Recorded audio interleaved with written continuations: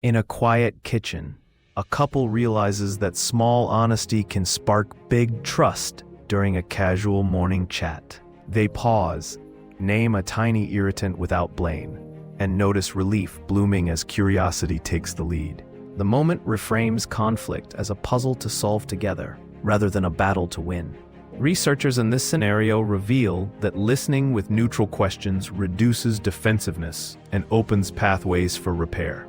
By choosing tiny truths over loud accusations, they build resilience that lasts beyond the next argument. The video ends with a reminder that trust grows when conversations stay kind and precise.